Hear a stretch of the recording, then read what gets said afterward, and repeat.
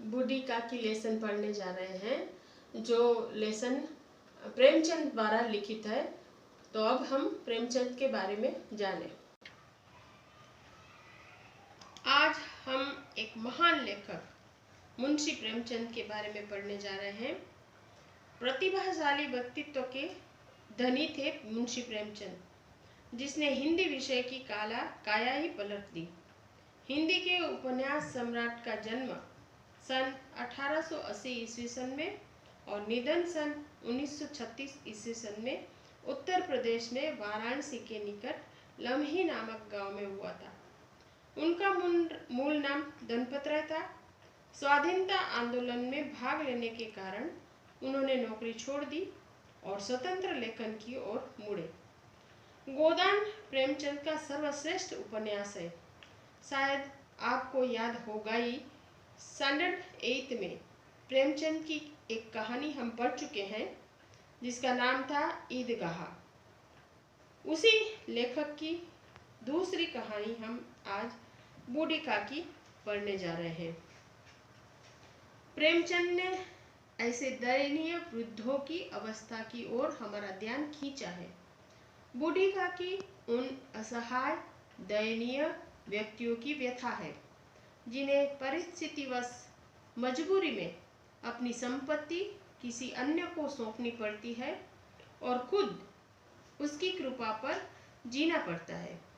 बूढ़ी काकी पति और नौजवान बेटों की मृत्यु के पश्चात अपने एकमात्र भतीजे के वादों पर विश्वास करके अपनी सारी संपत्ति उसके नाम कर देती है, पर थोड़े दिनों के बाद ही यह स्थिति हो जाती है कि उसे पेट भर भोजन मिलना ही मुश्किल हो जाता है। यह मूल कहानी का संक्षिप्त रूप है। इस कहानी में जो पात्र दिए गए हैं, वो मेन पात्र बूढ़ी काकी है। दूसरा पात्र है बुद्धिराम, जो बूढ़ी काकी का भतीजा है। रूपा, जो बूढ़ी काकी की भतीजे की बहू है, मीन्स बुद्धिराम की पत्नी है। मुखराम, बूढ़ी काकी का भतीजे का। बहुधा बचपन का पुनरागमन हुआ करता है। बूढ़ी काकी में जिह्वा स्वाद के अलावा और कोई चेष्टा शेष ना थी और न अपने कष्टों की ओर आकर्षित करने के लिए रोने के अतिरिक्त कोई दूसरा सहारा नहीं। समस्त इंद्रियां, नेत्र, हाथ और पैर जवाब दे चुके थे। जमीन पर पड़ी रहती और घर वाले कोई बात उनकी इच्छा के प्रतिकूल करते, भोजन का समय टल जाता अथवा बाजार से कोई वस्तु आती और ना मिलती तो वे रोने लगती थी। उनका रोना सिसकना साधारण रोना ना था, वे गला फाड़ फाड़ कर रोती थी। काकी के पति देव को स्वर्ग सिधारे कालांतर हो चुका था। बेटे तरुण हो होकर चल बसे थे। अब एक भतीजे के अलावा और कोई ना था। उसी भतीजे के नाम उन्होंने अपनी सारी संपत्ति लिख दी। भतीजे ने संपत्ति अपने नाम लिखवाते समय खूब लंबे चौड़े वादे किए, किंतु वे सब वादे केवल सब्ज बाग थे। यद्यपि उस संपत्ति की वार्षिक आय 150 रुपए से कम ना थी, तथापि बूढ़ी काकी को पेट भर भोजन भी कठिनाई से मिलता था। इसमें उनके भतीजे पंडित बुद्धिराम का अपराध था अथवा उनकी अर्धांगिनी श्रीमती रूपा का। इसका निर्णय करना सहज नहीं। रूपा स्वभाव से तीव्र थी, पर ईश्वर से डरती थी। पंडित बुद्धिराम स्वभाव के सज्जन थे, किंतु उसी समय तक जबकि उन पर आंच ना आए। यदि द्वार पर कोई भला आदमी बैठा होता और बूढ़ी काकी उस समय अपना राग आलापने लगती, तो वे आग बबूला हो जाते और घर में आकर उन्हें जोर से डांटते। माता पिता का यह रंग देखते तो बुद्धिराम के बेटे भी बूढ़ी काकी को सताया करते। संपूर्ण परिवार में यदि काकी से किसी को अनुराग था तो वह बुद्धिराम की छोटी बेटी लाडली थी। रात का समय था। बुद्धिराम के द्वार पर शहनाई बज रही थी। आज उसके बड़े बेटे बुधराम का तिलक आया है। यह उसी का उत्सव है। घर के भीतर स्त्रियां गा रही थी और रूपा मेहमानों के लिए भोजन की व्यवस्था करने में व्यस्त थी। भट्टियों पर कढ़ा चढ़ रहे थे। एक में पूड़ियां कचौड़ियां निकल रही थी, दूसरे में अन्य पकवान बन रहे थे। एक बड़े हंडे में मसालेदार तरकारी पक रही थी। घी और मसाले की क्षुधावर्धक सुगंध चारों ओर फैली हुई थी। बूढ़ी काकी अपनी कोठरी में बैठी हुई थी। यह स्वाद मिश्रित सुगंध उन्हें बेचैन कर रही थी। वे मन ही मन विचार कर रही थी, संभवतः मुझे पूड़ियां न मिलेंगी। इतनी देर हो गई, कोई भोजन लेकर नहीं आया। मालूम होता है सब लोग भोजन कर चुके हैं। मेरे लिए कुछ न बचा। यह सोचकर उन्हें रोना आया, परंतु अब शकुन के भय से वे रो ना सकी। आहा, कैसी सुगंध है। अब मुझे कौन पूछता है। जब रोटियों के ही लाले पड़े हैं, तब ऐसा भाग्य कहाँ कि भरपेट पूड़ियां मिले। यह विचार कर उन्हें रोना आया। कलेजे में ऊक सी उठने लगी, परंतु रूपा के भय से उन्होंने फिर मौन धारण कर लिया। काकी देर तक इन्हीं दुखदायी विचारों में डूबी रही। घी और मसालों की सुगंध रह रहकर मन को आपे से बाहर किए देती थी। मुंह में पानी भर भर आता था। पूड़ियों का स्वाद स्मरण करके हृदय में गुदगुदी होने लगती थी। किसे पुकारूं? आज लाडली बेटी भी नहीं आई। दोनों छोकरे सदा दिल किया करते हैं। आज उनका भी कहीं पता नहीं। कुछ मालूम तो होता कि क्या बन रहा है। क्यों न चलकर कढ़ा के सामने ही बैठूं। पूड़ियां छन छन कर तैयार होंगी। कढ़ा से गरम गरम निकाल कर थाल में रखी जाती होंगी। फूल हम घर में भी सूंघ सकते हैं, परंतु वाटिका में कुछ और बात होती है। इस प्रकार निर्णय करके बूढ़ी काकी हाथों के बल सरकती हुई बड़ी कठिनाई से चौखट से उतरी और धीरे धीरे रेंगती हुई कढ़ा के पास जा बैठी। सहसा रूपा ने काकी को कढ़ा के पास देखा तो जल भर गई। वह अपना क्रोध रोक ना सके। इसका भी ध्यान न रहा कि पड़ोसिने बैठी हुई है। मन में क्या सोचेंगी, लोग सुनेंगे तो क्या कहेंगे। वह काकी पर झपटी और उन्हें दोनों हाथों से झटक कर दी। कोठरी में बैठते हुए क्या दम घुटता था? अभी भगवान को भोग नहीं लगा, मेहमानों ने नहीं खाया, तब तक धैर्य ना हो सका। गांव देखेगा तो कहेगा कि बुढ़िया भरपेट खाने को नहीं पाती, तभी तो इस तरह मुंह बाए फिरती है। बूढ़ी काकी ने सिर उठाया, न रोई न बोली। चुपचाप रेंगती हुई अपनी कोठरी में चली गई। वे अपनी कोठरी में जाकर पश्चाताप करने लगी। उन्हें रूपा पर क्रोध नहीं था, अपनी जल्दबाजी पर दुख था। सच ही तो है, जब तक मेहमान भोजन ना कर चुकेंगे, घर वाले कैसे खाएंगे? मुझसे इतनी देर भी ना रहा गया। सबके सामने पानी उतर गया। अब जब तक कोई बुलाने नहीं आएगा, ना जाऊंगी।